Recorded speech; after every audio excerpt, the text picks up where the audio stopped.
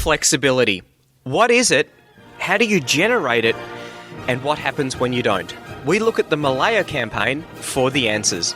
This is episode 11 of the Principles of War podcast, looking at how the Allies and the Japanese applied the principle of flexibility in the Malaya Campaign.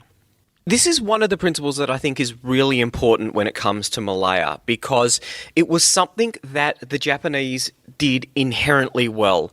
They really played to their strengths when it came to flexibility, and we want to look at how that manifested itself at a tactical level. It was also something that the Allies didn't do well on the whole, and they paid the price for it. So what is flexibility? Doctrinally, it is the capacity to adapt plans to take account for unforeseen circumstances to ensure success in the face of friction, unexpected resistance or setbacks, or to capitalise on unexpected opportunities. It relates to the ability to maintain effectiveness across a range of tasks, situations and conditions, the ability to dynamically manage the balance and weight of effort across different lines of operation in space and time, and the ability to rapidly identify, then appropriately respond to new threats and opportunities. That definition almost is the exact opposite of what the Allies were able to do. Now, uncertainty is part of the enduring nature of war. So there's a few things in there. Out of LWD3, uncertainty. That is, by its nature, complexity generates uncertainty. Forces need to retain flexibility and have inherent resilience to adapt to the unexpected. So once you've come up with your plan, you've generated your set of orders, that's got to be promulgated out to all of the troops. You've then got them carrying them out flawlessly. You've got the interactions between all of the moving parts involved in your operation. You've then got the environment, troops getting lost, all of the vagaries of war that lead to that friction. And then lastly, you've got to remember that the enemy gets a vote. So this is a significant part of the uncertainty. What is it that the enemy is going to do? So how does that manifest itself in the offense? Well, one of the tools that you've got is the concept of Recon pull. So Recon pull is the identification and exploitation of fleeting opportunities of the enemy's weaknesses when they occur. As forces will seldom operate with a comprehensive knowledge of the enemy or their environment, there'll be a need to continually exploit enemy weaknesses, which are either physical or psychological, as they appear. Successful recon pull requires mission command and forces that are adaptable and able to maintain their freedom of action.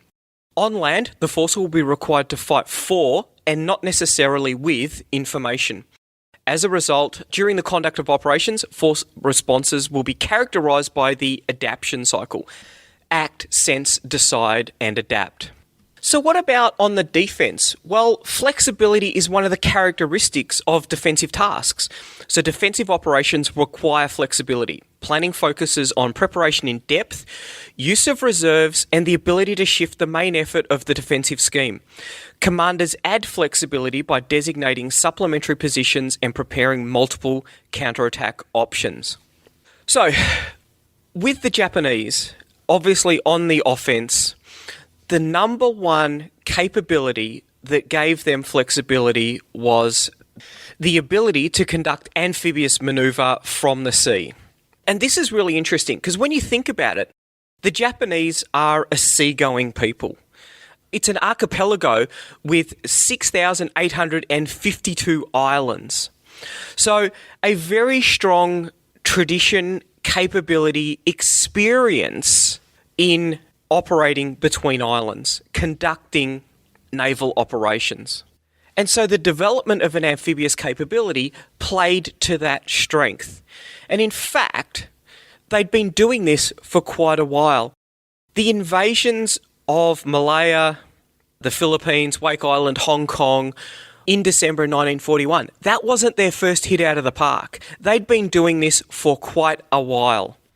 So in World War I, the Japanese were on the Allied side, probably moderately opportunistically, because they were able to attack German colonial territories.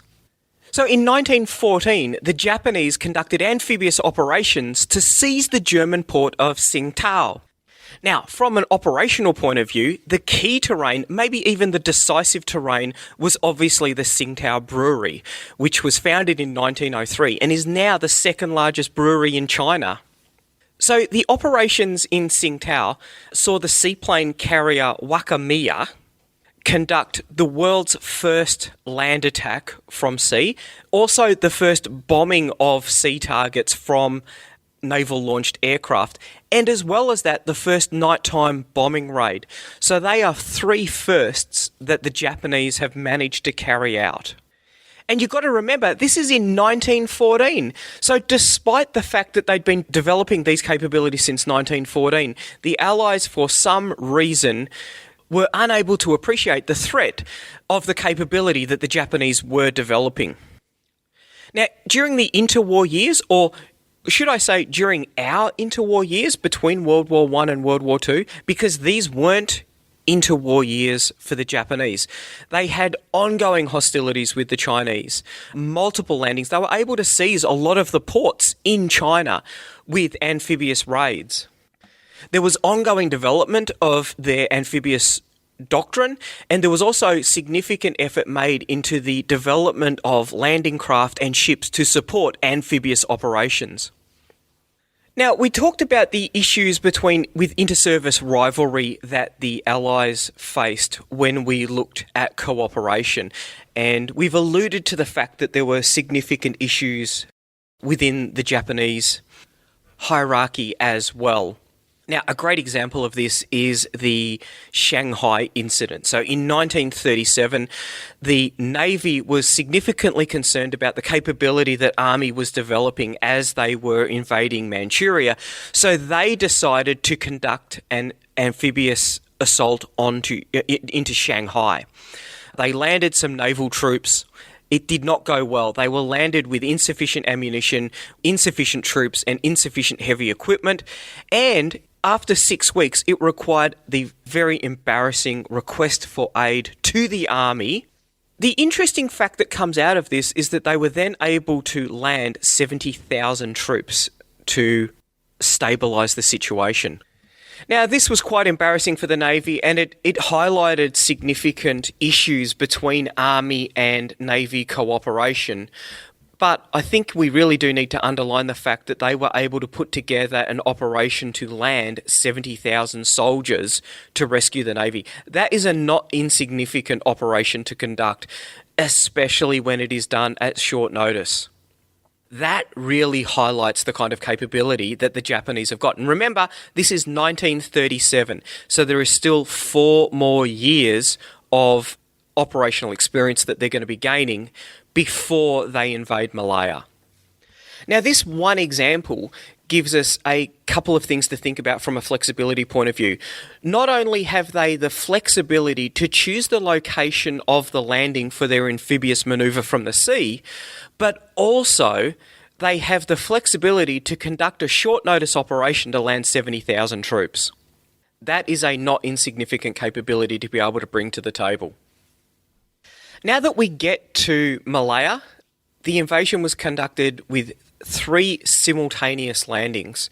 So one at Singora, one at Patani, both of these were in Thailand, and one at Kota Bharu, which is on the eastern coast, right at the north of Malaya, where the RAF had been kind enough to place a airbase very close to the coast. Defending Kota Bharu was the 8th Indian Infantry Brigade, commanded by Brigadier Key, from the 9th Infantry Division.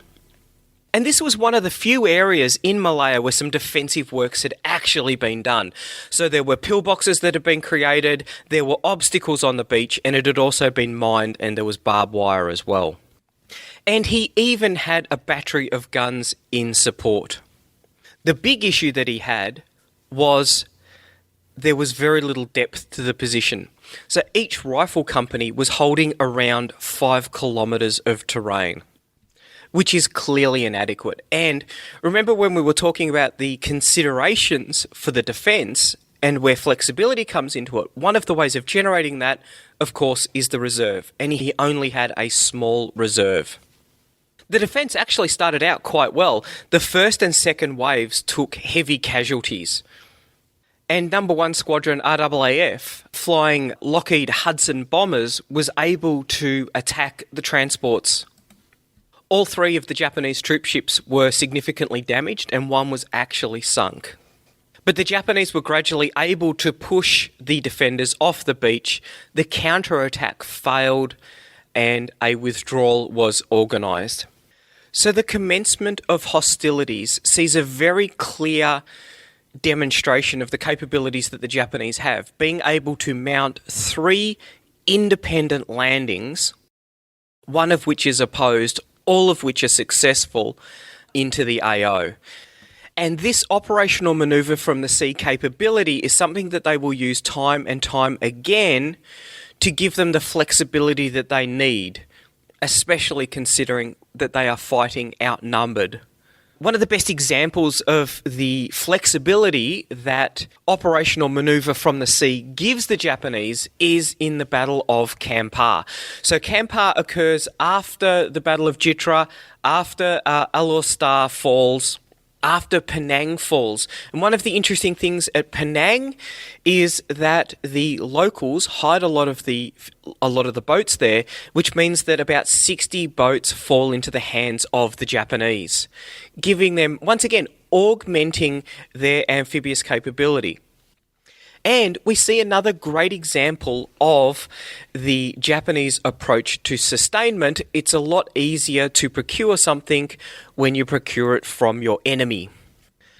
So the battle starts December 30, 1941.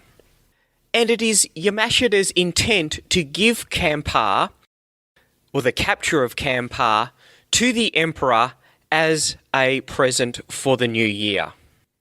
So he is expecting this to go quite quickly, as a lot of the previous engagements have occurred. Probing and encircling starts on the 30th of December, which is the typical Japanese tactic. On the 31st, there is a significant attack on the 11th Indian Division's position. This goes in on the 28th Gurkha Brigades, but they are well dug in and well supported with artillery fire, so they are able to beat off the Japanese.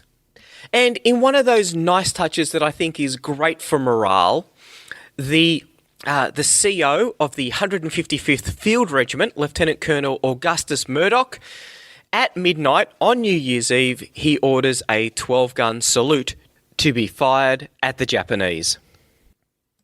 Now, on the next morning, the 1st of January 1942, the 41st Regiment launches an assault on the British battalion. The British battalion was actually an amalgamated battalion from 2nd Battalion East Surrey Regiment and the 1st Battalion, the Leicester Regiment. And both battalions had suffered such heavy casualties in the Battle of Jitra, and the COs of one of the battalions was badly wounded at Jitra, so it was decided to form an amalgamated battalion of the remnants of the 2 battalions. The fighting was very fierce, with terrain changing hands multiple times, often at the point of the bayonet. And the fighting is so fierce that one of the platoons of the British battalion, commanded by a Lieutenant Edgar Newland, is actually surrounded and cut off, and he holds on for 2 days. Now, he later receives the Military Cross for his exploits in this action. But it's a very interesting contrast with the way that a lot of the defence has been conducted, whereby a unit has been surrounded and then surrendered. And I think some of that comes down to the fact that this young lieutenant has obviously provided some excellent leadership, with the hope that at some point there will be a counterattack to restore the position. And this is one of those things that's really important for morale. He had that trust that the others in his battalion and brigade were going to try and rescue their position.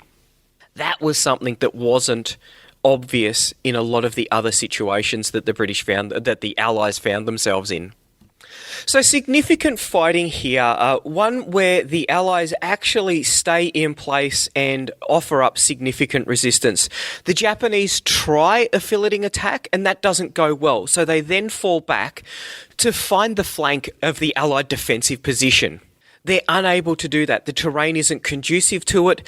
There's good coordination between the infantry and the artillery for a change, and often the terrain isn't conducive to flanking manoeuvres. So at a tactical level, the flanking manoeuvre isn't able to work. So what Yamashita decides to do is to outflank the defensive position at an operational level, and he does this with operational manoeuvre from the sea. He is able to conduct a landing at Teluk Anson, and that is to the rear of the Kampar position. It threatens the withdrawal route, and Brigadier Paris has no alternative but to order the withdrawal from the Kampar defensive position. Now, Brigadier Paris, quite an interesting officer.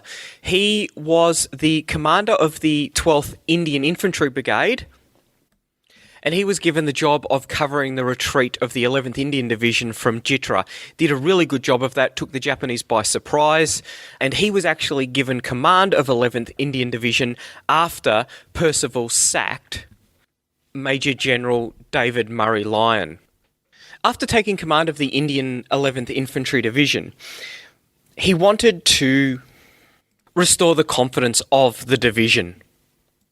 And in Brian Farrell's book, he talks about how Paris wanted to conduct an offensive withdrawal with a sting in the tail. And Paris wanted the Japanese to start feeling the stress that they'd been feeling. He wanted the Japanese to be sniped at, shot up, and attacked with armoured cars and the Tiger patrols. And he issued a call to arms to the division. He said, "The present situation has got to cease, and the Japanese have got to become frightened of us. I decline to believe that British and Indian troops are incapable of bringing about this desirable state of affairs. It is up to us to establish local and personal ascendancy over the enemy immediately opposed to us." Now, this divisional call to arms actually worked. The morale of the troops increased. It became really high, particularly once combat was joined and they could see that they were holding their position. One of the troops wrote, "A welcome feeling of exhilaration elevated me as we held our ground against the stubborn Japanese advances. The words of patriotic songs flowed through my mind.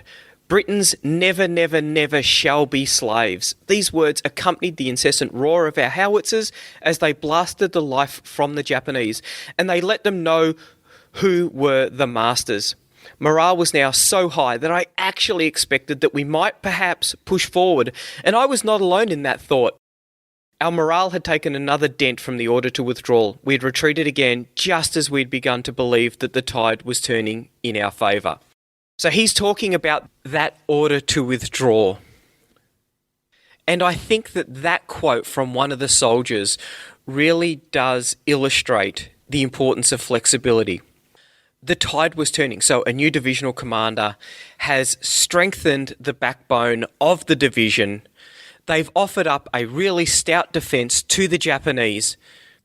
They'd started to call out the Japanese for ignoring some of the principles of war. They were travelling too quickly, too light, they weren't sustaining themselves. This was creating significant problems for them. The Indian 11th Infantry Division was able to fight on ground of its choosing, and it was able to fight the kind of fight that it had trained for. Well supported with artillery from a defensive position, this masked the issues in command and control that the British system had. The fact that they were in a static defensive position meant that there was less requirement to think on your feet and make decisions quickly, which was something that the British didn't do well. And they were able to make the Japanese pay the penalty for that. But Yamashita had a card up his sleeve. He had the ability to conduct operational manoeuvre from the sea, and that was able to physically dislocate the division out of its defensive position, which dented their morale again. And they were able to do this on multiple occasions. This gave them the flexibility that they required as they conducted the advance down Malaya. And once again, interesting to note, Yamashita's landing at Teluk Anson was done with craft that he'd taken from Penang. A small force, large enough though to be able to threaten the withdrawal routes. Now, flexibility in general was something that the Allies really struggled to be able to demonstrate. Why was that? I think that there is a couple of things that really create this problem for them. Firstly, the morale was low. We haven't talked about morale, but that's coming up. Morale was not great, and it continued to deteriorate as the operational situation deteriorated. Some of the units were poorly trained. Some of them were actually quite fresh. The Indian units were part of the scaling up of the army in response from the call from Britain out to the Empire for troops. So a lot of these soldiers hadn't been in the army for a long time. There were issues with leadership. Some of the units weren't well led. But I think probably the most important factor in the lack of flexibility in the Allied defence in Malaya comes down to a lack of mission command. Now, I would argue that mission command is probably less important on the defence than it is in the offence.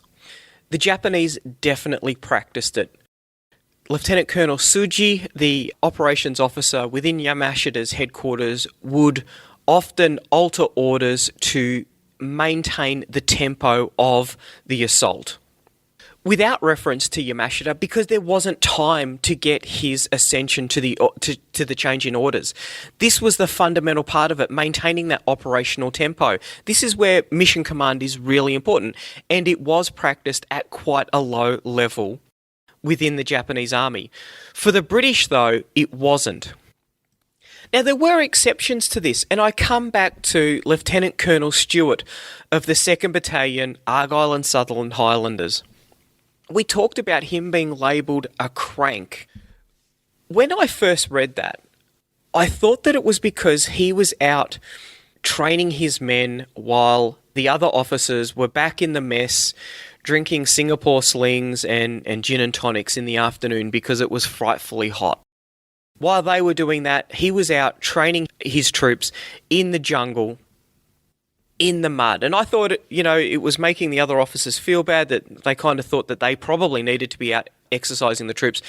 But it wasn't that. It wasn't the fact that he was training the troops. It was the way that he was training his troops. And he understood that fighting in the jungle was going to require a fundamentally different way of thinking. Communication was very difficult. The situation was very fluid. It could change dramatically very quickly because of the fact that the enemy could only be observed out to 10 or 20 metres. So no one was going to have a good picture of what was happening on the battlefield. This requires you to empower your subordinates to make the decision on the field.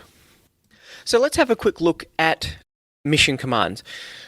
From Doctrine, mission command is the practice of assigning a subordinate commander a mission without specifying how the mission is to be achieved. Through this process, a commander grants his subordinate the freedom and duty to accomplish the mission. Effective mission command encourages initiative with the added benefit of allowing commanders to focus on higher level concerns rather than subordinate mission execution. The effective practice of mission command is essential to deal successfully with the chance, friction and uncertainty of conflict. Mission command allows faster, more relevant decision making in complex, volatile environments, but also relies more heavily on individual judgment and tactical exertion. It is based on the clear expression of the senior commander's intent and the granting of trust and freedom to subordinates to act creatively within that intent. Mission command must be endorsed and practiced at all levels in order to be effective. This requires implicit trust between and across all elements of the land force, with junior leaders possessing a detailed understanding not only of the immediate tactical commander's intent, but also of the broader operational and strategic situation. The subordinate is then expected to apply individual judgment in achieving the commander's intent, regardless of the changing situations. Junior leaders are also expected to seek opportunities to immediately pursue their commander's intent once tasked and resourced. Army must actively create the climate and foster behaviour that produces a mission command culture. Now, there's a couple of things in here that I think are really relevant to the Malaya Campaign. Faster decision making, that would have been really handy. Because a lot of the time, commanders were making decisions, and in the process that it took to make that decision, the situation had changed so that their decision was now irrelevant. Once again, we go back to the first podcast in this series on Malaya, where we talk about a turbulent and rapidly deteriorating situation with which the enemy cannot cope. This wide OODA loop is created with a command and control structure that requires commanders to refer back to higher when the situation changes. In a situation where you don't have good communications, this can dramatically increase the amount of time to create for decision making to occur. Not only that, but it's also inherently more dangerous. Lieutenant Colonel Robertson, the CO of the 2nd 29th Battalion, he is killed trying to get back to higher headquarters. He's riding pillion passenger on a motorbike trying to get back to brief headquarters what is going on and to seek guidance what he should do. He paid for that with his life. It talks about trust between commanders. This was something that was fundamentally lacking. At the divisional level, Bennett was very dismissive of the other divisional commanders. He didn't believe in their ability to actually fight the Japanese. He didn't believe that they were capable of mounting an effective defence. He didn't trust them at all. And within 8th Division itself, he was very prescriptive in the kind of orders that he would give and the way that subunits would be commanded. And Brigadier Taylor, the commander of 22nd Brigade, he said that when he was trying to conduct training activities, Bennett would attend the activities, and he said he quite felt that Bennett would like to command the brigade himself. So a lot of micromanagement. The defence of Kampar went well for the Allies because it was a prepared defensive position, morale was relatively high, and it got higher as they could see that they were able to beat off the Japanese advances. And there was effective communication and coordination between the infantry and the artillery. The artillery really did punish the Japanese when they showed themselves. This was the kind of battle that the Allies wanted to fight and were able to fight given the right conditions. But at the first instant that the Japanese were able to put them under some pressure and create a situation for which they hadn't planned, it started to crumble. The Japanese, on the other hand, faced with a defensive position that they couldn't fill it, faced with a defensive position that they couldn't outflank, moved to outflanking at a operational level.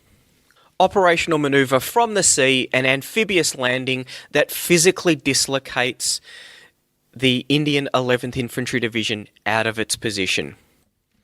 Now, of all of the officers who escaped out of Singapore, Lieutenant Colonel Stewart was probably the most experienced in fighting the Japanese. And Field Marshal Wavell wrote, "If all the units in Malaya had been led with the same foresight and imagination that Brigadier Stewart showed in the training of his battalion, the story of the campaign might have been different. It was the realisation of this that led me to order Brigadier Stewart's return to India to impart his knowledge and ideas to units preparing for the return match with the Japanese." Wavell saw that the British Army needed to change the way that it was doing things if it was to defeat the Japanese. And Stewart's briefing to Wavell notwithstanding, he saw that he had the tactics to be able to bring about that change. So that's it for flexibility. I hope that looking at the Battle of Kampar, which was one of the successes for the Allies, we've been able to look at why it was a success and what the conditions were for it to be successful. And because those conditions were so infrequent, that was the big reason why the Allied victories were so infrequent. The Japanese were just a lot more flexible during the campaign. Next up, we're going to look at morale. The Principles of War podcast is brought to you by James Ealing. The show notes for the Principles of War podcast are available at www.theprinciplesofwar.com for maps, photos and other information that didn't make it into the podcast. Follow us on Facebook or tweet us at Surprise Podcast. If you've enjoyed this podcast, please leave a review on iTunes and tag a mate in on one of our episodes. All opinions expressed by individuals are those of those individuals and not of any organisation.